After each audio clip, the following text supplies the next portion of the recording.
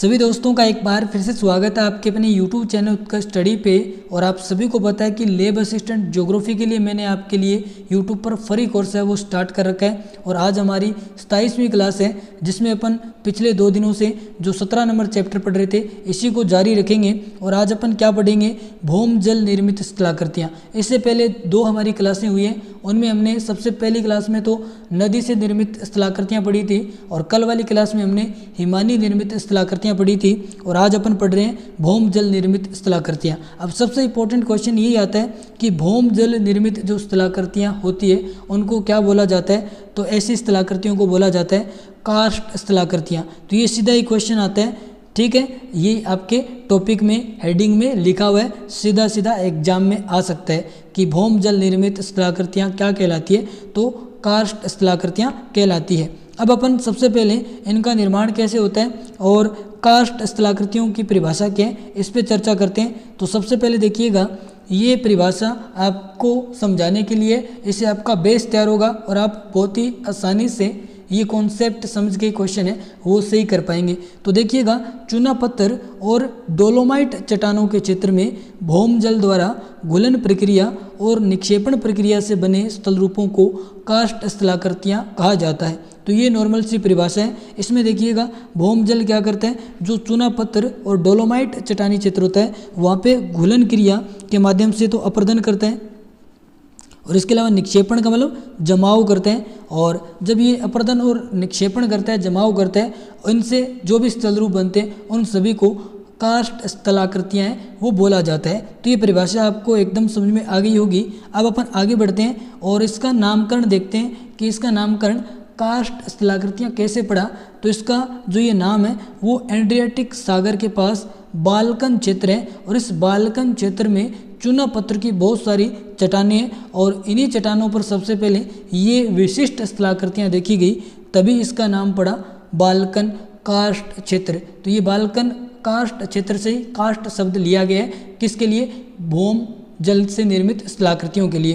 तो ये बात भी आपको एकदम समझ में आ गई होगी। अब अपन आगे बढ़ते हैं और इसकी निर्माण प्रक्रिया है वो मैंने ऊपर भी बताई है, एक बार फिर से आपको बता देता हूँ कि चूना पत्थर और डोलोमाइट जैसी चट्टानों में धरातलीय और भूजल की रासायनिक प्रक्रियाओं के कारण बहुत सारे स्थल रूप बनते हैं। अब ये रासायनिक प्रक्रिया 2 प्रकार की होती है, इनको थोड़ा सा देख लीजिएगा। और यहाँ पे देखो, चूना पत्थर और डोलोमाइट ये दोनों ही आप चट्टान देखेंगे तो हमने चट्टानों के प्रकार वाला चैप्टर है वो पढ़ लिया है। तो ये किस प्रकार की चट्टान है, याद रखिएगा, दोनों ही अवसादी प्रकार की चट्टान है, ये भी इम्पोर्टेंट बात है। तो यहाँ पे अब अपन बात करते हैं रासायनिक प्रक्रियाओं पे। तो पहली जो प्रक्रिया आती है उसका नाम है घुलन डिसोल्यूशन। इसका मतलब क्या होता है कि चट्टानों का जल में घुलना। अब चट्टानों में क्या होता है, खनिज, तो चट्टानों के अंतर्गत जो खनिज होता है वो जल में घुल जाता है और इसका उल्टा होता है अवक्षेपण, जिसे प्रेसिपिटेशन बोला जाता है। और इसमें क्या होता है कि जो घुले हुए खनिज थे वो वापस पुनः जमा हो जाते हैं, निक्षेपित हो जाते हैं, इन्हीं को अपन बोलते हैं, इस प्रक्रिया को पूरी को अवक्षेपण। तो ये दोनों नॉर्मल सी प्रक्रिया है, अगर एग्जाम में पूछी जाए तो आप आराम से इस बारे में ध्यान होगा तो आप करके आ जाएंगे। अब देखिएगा, जो अपन भूमिगत जल द्वारा निर्मित जो कार्स्ट स्थल रूप पढ़ रहे हैं ये 2 प्रकार से अपन पढ़ेंगे, जिसमें सबसे पहला अपरदनात्मक स्थल रूप और दूसरा अपन पढ़ेंगे निक्षेपित स्थल रूप। तो इसमें देखिएगा, जो अपरदनात्मक स्थल रूप है एक बार इनके नाम आप याद कर लीजिएगा कौन कौन से हैं। तो पहला है घोल रंध्र, जिसको इंग्लिश में बोला जाता है सिंक होल, ठीक है। दूसरा आता है डोलाइन, तीसरा आता है लेपीज और इस लेपीज को हिंदी में बोला जाता है अवकूट। क्या बोला जाता है, अवकूट। तो ये नाम याद रखिएगा। और उसके बाद में आती है कंदराएं, जिनको इंग्लिश में केव्स बोला जाता है। तो ये चारों, और इसके अलावा मैं आपको 2 और बता दूं, ये एक आता है युवाला और एक आता है आपका पोलजे, ये दोनों ही, और ये इधर 4, टोटल 6 अपरदनात्मक स्थल रूप हैं जो कि आपको याद रखने हैं। आगे मैं इवाला और पोलजे के आपको हिंदी नाम भी बताऊंगा, वो भी आपको साथ साथ में याद करने हैं।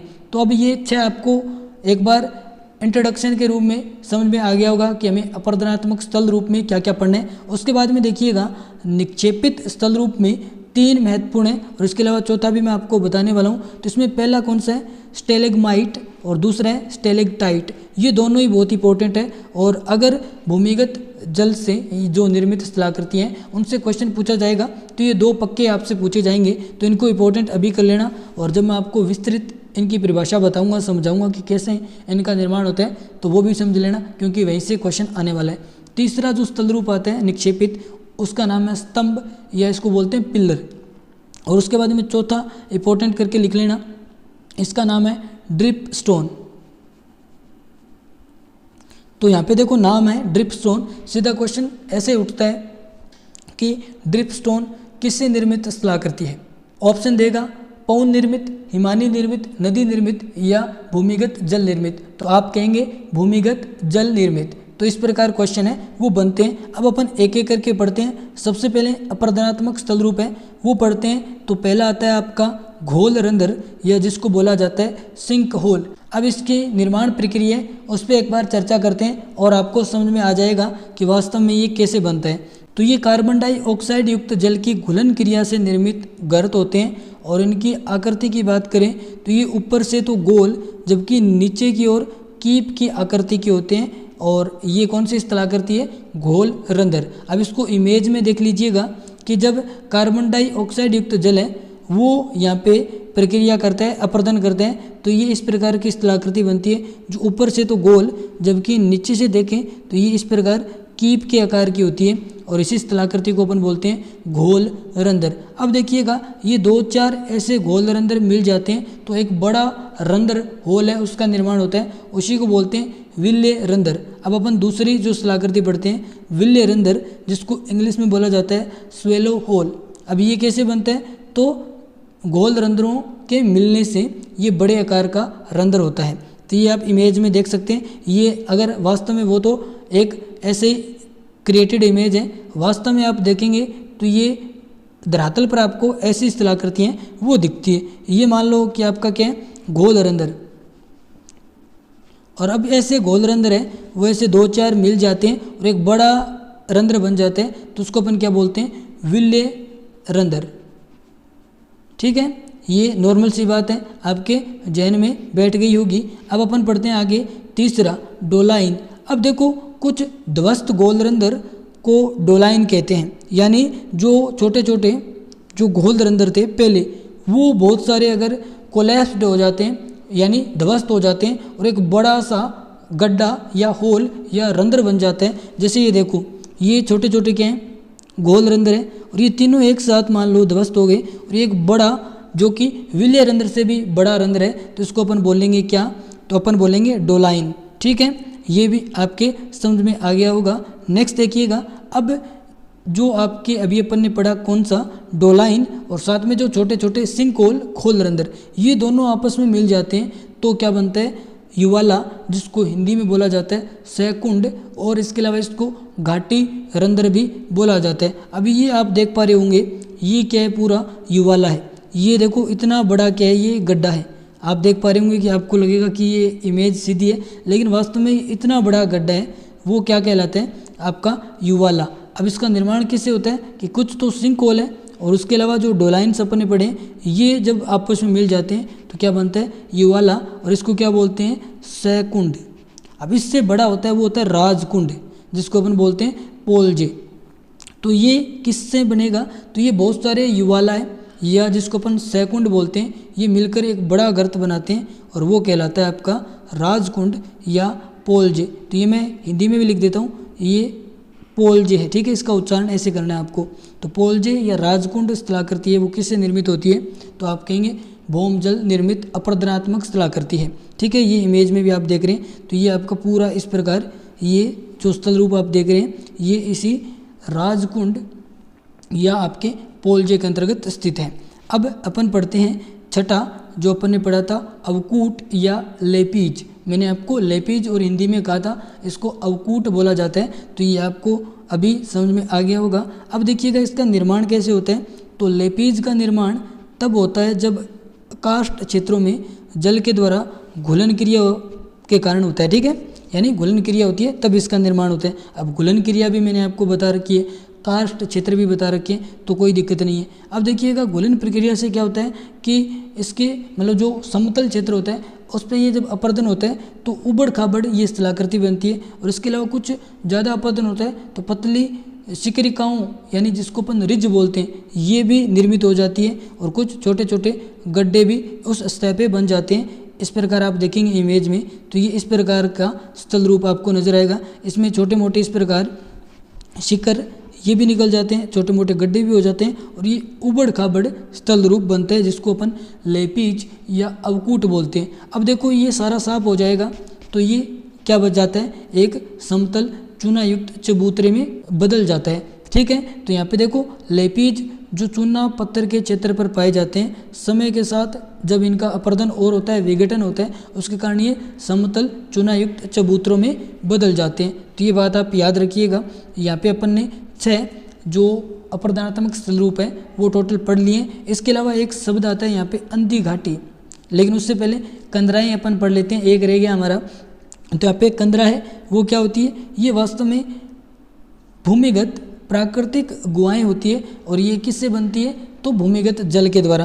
और ये मुख्य रूप से जहाँ पे चट्टानें चूना पत्थर जिप्सम या डोलोमाइट से बनी होती है वहीं पे ये गुफाएं बनती है। और याद रखिएगा गुफाएं भी बोलते हैं, कंदराएं ज़्यादातर शब्द यूज किया जाता है, तो आप गुफाएं ना बोल के कंदराएं शब्द है वही बोलना। अब देखो कई बार क्या होता है कि ये जैसे मान लो यहाँ पे ये चट्टानें हैं और यहाँ से जल ने प्रवेश किया, भूमिगत जल, और इस प्रकार करते करते ये आगे से इस प्रकार आगे निकल गया। तो ये देखो दोनों तरफ, या मान लो ये क्या थी, कंदरा थी, लेकिन जब ये दोनों तरफ से खुल जाए तो इसको अपन बोलते हैं टनल। तो इस प्रकार ये कई बार टनल का निर्माण भी हो जाता है जिसको अपन सुरंग बोलते हैं। और ऐसी सुरंग मानव भी बहुत सारी बनाता है, जैसे आपने रेलवे सुरंग है उनके बारे में पढ़ा होगा। तो अब जो मैं आपको बता रहा था ब्लाइंड वैली या अंधी घाटी, उसकी परिभाषा देख लीजिएगा। सीधा क्वेश्चन आता है कि अंधी घाटी स्थलाकृति किससे बनती है, तो ये भूमिगत जल से। 3 क्वेश्चन बनते हैं, एक तो वी आकार की घाटी जो कि नदी निर्मित है, यू आकार की घाटी जो कि हिमानी निर्मित है, और एक आपकी अंधी घाटी। और इसके अलावा अपन ने एक और पढ़ी थी लटकती घाटी, वो भी हिमानी निर्मित स्थल रूप है। तो ये देखो अंधी घाटी कैसे बनती है, इसका निर्माण प्रक्रिया वो इम्पोर्टेंट है। तो जब कोई नदी जो कि कार्स्ट प्रदेश में बहती है और बहते हुए किसी सिंक होल से बहते हुए जमीन के नीचे गायब हो जाती है, तब उसके आगे का जो घाटी क्षेत्र है वो शुष्क हो जाता है, उसी को अपन बोलते हैं अंधी घाटी या ब्लाइंड वैली। तो ये देख लो यहाँ पे ये नदी है वो आपकी स्थल पे बह रही थी, लेकिन जैसे ही सिंक होल आया तो ये नीचे चली गई, और अब इसके आगे वाला जो ये भाग है ये शुष्क रह गया, तो इसी को अपन बोलते हैं ब्लाइंड वैली या अंधी घाटी। ठीक है, ये नॉर्मल सी परिभाषा थी, आपको समझ में आ गई। अब अपन पढ़ते हैं निक्षेपित स्थल रूप। अब सबसे पहले आपको पढ़ना है कि निक्षेपित स्थल रूपों का निर्माण कैसे होता है। तो चूना पत्थर जो मुख्य रूप से कैल्शियम कार्बोनेट से बना होता है, एक कार्बन युक्त जल जो कि मुख्य रूप से वर्षा जल में घुला हुआ कार्बन होता है, यानी जब वर्षा होती है तभी जल है वो इन प्रदेशों के ऊपर क्या करता है, अपर्दन करते हैं, और अपर्दन के माध्यम से बाद में ये भूमिगत इन चट्टानों को काटते काटते हुए भूमि में चला जाता है। तो यहाँ पे ये बात लिखी हुई है कि चूना पत्थर जो मुख्य रूप से कैल्शियम कार्बोनेट से बना होता है, एक कार्बन युक्त जल जो कि वर्षा के रूप में आता है वो आसानी से इसमें घुल जाता है, यानी कैल्शियम कार्बोनेट जो कि इन चट्टानों में होता है वो इस कार्बन युक्त जल के कारण आसानी से घुल जाते हैं, और जब ये घुलने के बाद इनका वाष्पीकरण होता है तो नीचे कैल्शियम कार्बोनेट है उसका जमाव हो जाता है, निक्षेपण हो जाता है। तो उसी से जो स्थलाकृतियाँ बनती है उन्हीं को अपन बोलते हैं निक्षेपित स्थल रूप। ठीक है, ये बात आपके समझ में आ गई होगी। आगे बढ़ते हैं। तो पहला ही जो अपना स्थल रूप है सबसे इम्पोर्टेंट है, जिसको इंग्लिश में बोला जाता है स्टेलेग्माइट, जबकि हिंदी में इसका नाम आता है निश्चुतासम। तो ये आप याद रखिएगा दोनों ही शब्द। और ये आपका जो स्टेलेग्माइट है ये याद रखिएगा, ये देखो इस प्रकार ये भूमिगत जल में ये जो नीचे आपको निकले हुए ये अपर्दन के निक्षेपण के माध्यम से जो ये स्थल रूप दिख रहे हैं, छोटी छोटी ऐसे श्रृंखलाएँ दिख रही है, यही वास्तव में क्या कहलाती है, स्टेलेग्माइट। ठीक है, तो ये देख लो, एक बार मैं आपको बता दूं कि गुफा की छत से जब पानी टपकता है और ये पानी खनिजों से भरा होता है, और जैसे इनका वाष्पीकरण होता है तो ये जम जाता है। ठीक है, जब ये पानी गुफा के तल पर गिरता है तो इसमें जो कैल्साइट जमा होने लगते हैं और इसे क्या बनता है, आपका स्टेलिग्माइट बनता है और ये नीचे से ऊपर की ओर, यानी ये नीचे बनता है और ऊपर की ओर ऐसे फैला हुआ होता है। ठीक है, ये नीचे वाले क्या हैं आपके स्टेलिग्माइट, जबकि ये ऊपर वाले जो दिख रहे हैं ये कहलाते हैं स्टेलेक्टाइट। तो इनके बारे में पढ़ लेते हैं। तो देख लो, स्टेलेक्टाइट जिसको हिंदी में बोला जाता है आश्चुतासम। ठीक है, अब ये देखो कैसे बनते हैं। तो ये एक प्रकार की गुफा संरचना है जो गुफा की छत से लटकती हुई नजर आती है ऊपर से नीचे की ओर, जबकि जो स्टेलेग्माइट था वो नीचे से ऊपर की ओर। और ये देख लो, ये आपकी छत में छोटी छोटी इस प्रकार श्रृंखलाएं हैं, वो संरचनाएं हैं, वो लटक रही है। तो ये आपकी कहलाती है स्टेलेक्टाइट। तो यहाँ पे ये देखो कैसे बनती है। तो मैंने आपको दो प्रक्रियाएं बताई थी, एक तो घुलन क्रिया जो कि अपर्दन का कांड बनती है, दूसरी मैंने अवक्षेपण प्रक्रिया बताई थी जिसमें क्या होता है जो घुले हुए खनिज है वो वापस जम जाते हैं। तो ये धीरे धीरे टपकते पानी में घुली खनिजों के अवक्षेपण या निक्षेपण के कारण बनती है। ठीक है, तो यहाँ पे ये दोनों ही स्थलाकृतियाँ वो आपके जहन में होनी चाहिए, इनके हिंदी नाम और इसके साथ इंग्लिश नेम, और ये गुफा की छत पे कौन सी बनती है और गुफा की तली में कौन सी बनती है, ये भी आपको पता होना चाहिए। अब देखो, ये आप देख पा रहे होंगे कि ये जो गुफा की छत से और ये तली से आकर जब ये आपस में मिल जाते हैं तो ये जो स्थलाकृति बनती है उसी को अपन बोलते हैं कोलम्ब। ठीक है, सॉरी, कोलम्ब या पिलर या स्तंभ इसको बोला जाता है। तो ये देख लो, यानी ऊपर से स्टेलेक्टाइट और नीचे स्टेलिग्माइट, ये दोनों जब आपस में मिल जाते हैं तो इस प्रकार एक पिलर बन जाता है। इसी को अपन क्या बोलते हैं, स्तंभ या पिलर स्थलाकृति। ठीक है, ये नॉर्मल सी बात है। अब देखो ड्रिप स्टोन, ये बहुत इंपॉर्टेंट है कि ड्रिप स्टोन कंदरा की छत या दीवारों से टपकने वाले पानी से धीरे धीरे बनने वाले चूने के स्तंभ होते हैं। और ये जैसे स्तंभ होता है उतना मतलब ये चौड़े नहीं होते, बिल्कुल ही पतले होते हैं, पर्दे जैसे। तो ये याद रख लेना, ड्रिप स्टोन क्या है, ये कंदरा के अंदर पर्दे की तरह दिखाई देने वाली स्थलाकृति है।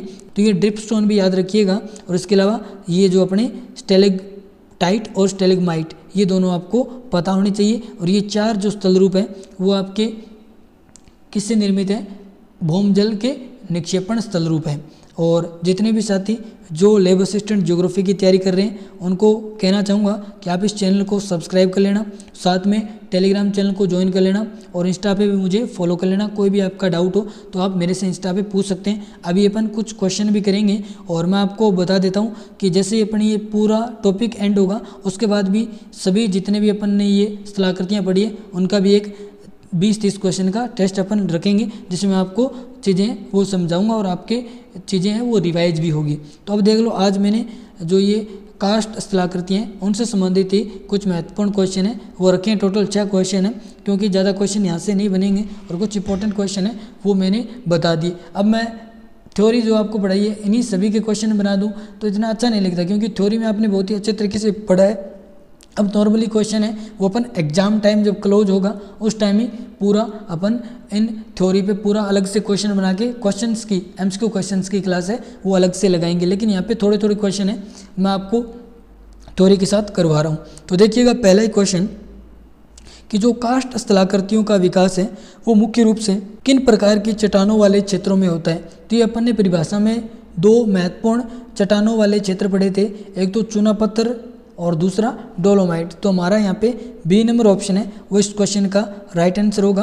और यहाँ पे देख लो कि कास्ट स्थलाकृतियों का निर्माण घुलनशील चट्टानों जैसे चूना पत्थर और डोलोमाइट में भौमजल की रासायनिक क्रिया जिसे गोलन कहा जाता है उससे बनते हैं। उसके बाद में देखो दूसरा क्वेश्चन कि घोल रंध्र जिसको इंग्लिश में हमने सिंक होल बोला था, इसकी आकृति सामान्यतः कैसी होती है, ऊपर से चौकोर नीचे से समतल। तो आप कहेंगे ऐसा तो अपन ने नहीं पढ़ा थ्योरी में, तो हमने पढ़ा था कि ऊपर से तो ये गोल होता है, नीचे से कीप के आकार का होता है। तो हमारा सी नंबर ऑप्शन है वो यहाँ पे इस क्वेश्चन का राइट आंसर होगा। और ये नीचे मैंने एक्सप्लेनेशन है वो भी दे रखी है। क्वेश्चन नंबर 3 देखिएगा कि कास्ट क्षेत्रों में जो ब्लाइंड वैली है, अंधी घाटी, उसका निर्माण कब होता है, जब नदी समुद्र में गिरने से पहले सूख जाती है, जब नदी सिंक होल में गिरकर भूमिगत हो जाती है, जब 2 नदियाँ आपस में मिलती है, या जब नदी पहाड़ के ऊपर से गिरती है। तो जब नदी सिंक होल में गिरकर भूमिगत हो जाती है तब जो आगे वाला नदी का जो घाटी क्षेत्र है वो शुष्क हो जाता है, उसी को अपन बोलते हैं अंधी घाटी या ब्लाइंड घाटी। ठीक है, तो बी नंबर ऑप्शन इस क्वेश्चन का राइट आंसर है और ये आपका एक्सप्लेनेशन है और मैंने साथ में समझा भी दिया। अब ये क्वेश्चन बहुत इंपॉर्टेंट है कि गुफा की छत से लटकने वाली और नीचे की ओर बढ़ने वाली संरचना को क्या कहते हैं। तो क्वेश्चन ऐसे घुमा के आपको दे सकते हैं। अब देखो इसको पढ़ो कि गुफा की छत से लटकने वाली नीचे की ओर बढ़ती है। अब आप ये नहीं मत समझ लेना कि नीचे से ऊपर की ओर बढ़ रही है, नहीं, ये कंदरा की या गुफा की छत से लटक रही है। तो इसका मतलब ऊपर वाली कौन सी है, तो वो होती है स्टेलेक्टाइट। तो यहाँ पे हमारा सी नंबर ऑप्शन है वो इस क्वेश्चन का राइट आंसर है। और यहाँ पे ये एक्सप्लेनेशन भी दे रखा है कि गुफा की छत से टपकते हुए पानी के निक्षेपण से बनते हैं और ये नीचे की ओर लटकते हैं। ठीक है, नेक्स्ट देखिएगा क्वेश्चन नंबर 5 कि निम्नलिखित में से कौन सी आकृति घोल रंध्र यानी सिंक होल्स और डोलाइन के आपस में मिलने से बनती है। तो ये मैंने आपको बताया था कौन सी है, सहकुंड या जिसको अपन युवाला बोलते हैं। तो ए नंबर ऑप्शन हमारा यहाँ पे राइट हो जाएगा। और नीचे आप एक्सप्लेनेशन भी देख सकते हैं, मैंने दे रखा है। अब अपन लास्ट क्वेश्चन पे आ चुके हैं कि कंदरा के अंदर स्तंभ का निर्माण किस प्रकार होता है। तो जब गुफा की दीवारें ढह जाती है या जब स्टेलेक्टाइट और स्टेलेग्माइट आपस में मिल जाते हैं, तो आप कहेंगे यही पढ़ा था बिल्कुल। तो यहाँ पे नीचे राइट आंसर भी लिखा हुआ है कि जब छत से लटकने वाला स्टेलेक्टाइट और स्टेलेग्माइट है वो आपस में जुड़ जाते हैं तो एक ठोस स्तंभ या पिलर का निर्माण है वो होता है। तो ये थी आज की हमारी क्लास, और ये आपको क्लास कैसी लगी आप ज़रूर कमेंट बॉक्स में बताइएगा। और वास्तव में जो साथी लेब असिस्टेंट का सपना देख रहे हैं, लेब असिस्टेंट की इस भर्ती में सिलेक्शन लेने का सपना देख रहे हैं, तो वो इस चैनल से ज़रूर जुड़ जाना। और मैं आपको पूरे 66 के 66 टॉपिक करवाऊंगा। और ये मैं आपसे वादा करता हूँ, अगर आप ये 66 क्लासें देख लेते हैं और इसमें जो कंटेंट जैसे जैसे मैं समझा रहा हूँ वैसे वैसे समझ लेते हैं, तो आप 100 में से जो अपना पार्ट बी है उसमें से 80 प्लस क्वेश्चन है वो आराम से करके आ जाएंगे। अगर आप 100 में से 80 प्लस क्वेश्चन करते हैं तो इसका मतलब आप सिलेक्शन की रेस में हैं। तो आप मेरे पे विश्वास करके इन क्लासों को रेगुलर आप ले सकते हैं और आप सिलेक्शन भी ज़रूर लेंगे अगर इन क्लासों के साथ साथ या मेरे साथ साथ आप चलते रहेंगे। तो मिलते हैं अपन नेक्स्ट क्लास में। जुड़ने के लिए सभी साथियों का बहुत बहुत धन्यवाद।